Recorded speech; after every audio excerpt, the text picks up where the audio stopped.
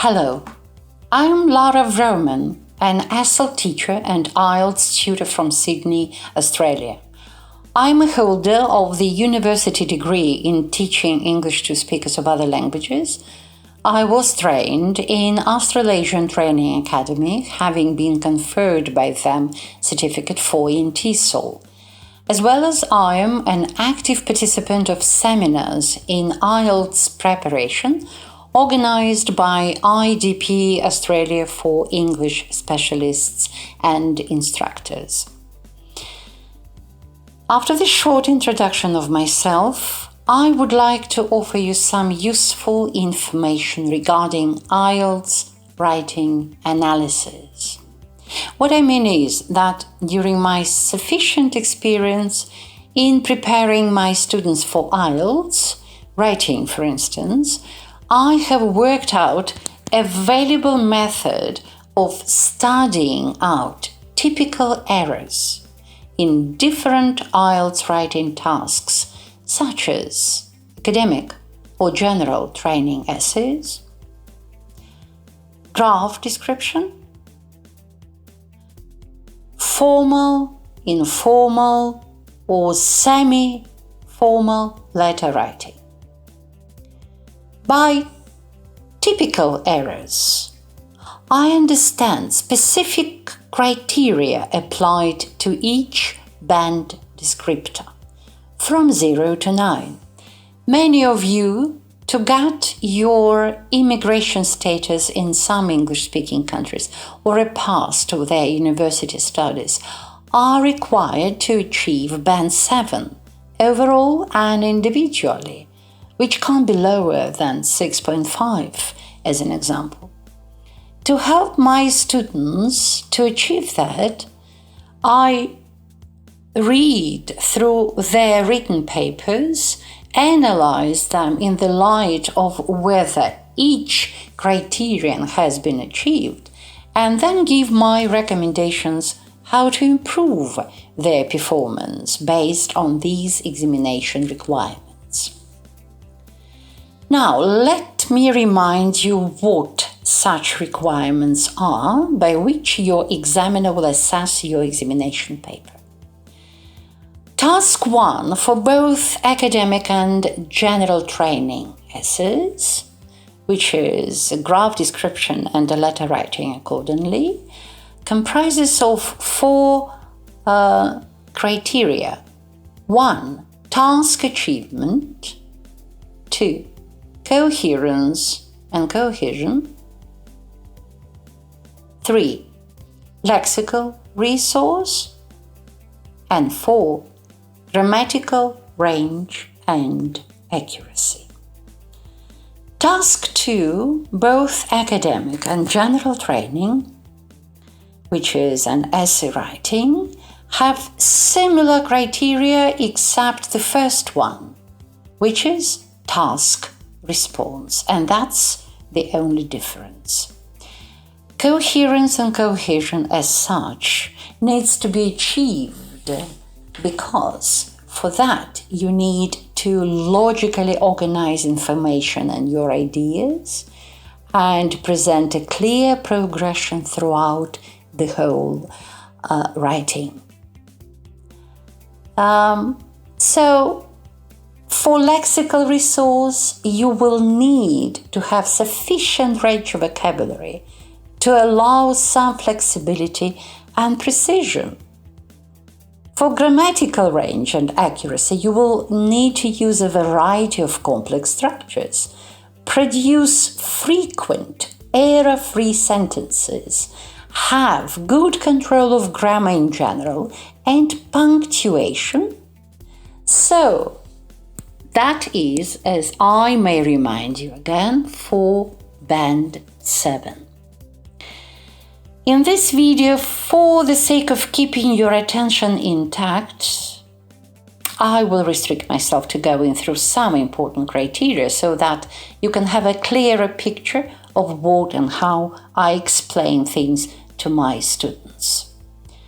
Let's consider Task 1, both academic and general training modules. Task achievement suggests addressing and covering requirements of the task if you need Band 7. This criterion means that for a graph description, you must present a clear overview of main trends, differences, or stages. For GT task, formal, semi-formal, informal letter, you need to present a clear purpose of writing with the consistent and appropriate tone. In other words, you need to give a required and necessary task response. Relative to the task. For example, in AC Task 1, you will be asked to summarize the information by selecting, reporting the main features and make comparisons. How to get to that point, you may ask me. First, you need to develop some necessary skills, such as understanding the task. 2. Identifying types of figures which will present change over time, proportions, or a process. Select main features to report and making comparisons. And before writing, planning the report of at least 150 words. Now let me get you briefly through each skill. Skill number 1, to understand the task. It means to understand the written instructions and look at the information given in a chart, table, line graph, pie chart, or bar chart, as well as a diagram. Number 2, to identify types of figures, you will have to look at what they are about. So, look at Figure 1, production of sugar. It's a diagram presenting the process of making granulated sugar. Figure 2, life expectancy in the UK. This is a line graph presenting change over time. Figure 3, percentage of the population in 6 countries who can speak a second language. It's a bar chart presenting proportions. Another skill, to select the main features to report and to compare, you will have to put the following questions to yourself and answer them one by one. Question 1. What is this figure about? 2. What are its typical or most important parts, aspects, trends, characteristics, and so on and so forth? Next, what exception can you see to any of these trends, aspects, parts, characteristics, etc.? And finally, what comparisons are relevant? And finally, when planning the description itself, you need to consider writing an overview as an overall comment in the introduction. Then, write another paragraph by analyzing the given data, organizing your material, reporting the most significant features, and highlighting some extraordinary facts at the end. Having said all that, I'm finishing this video lesson by announcing that my next podcast will be about how I analyze my students' writings, namely an AC essay of one of my learners. Hope you enjoyed what I have told you here, and I will talk to you very soon.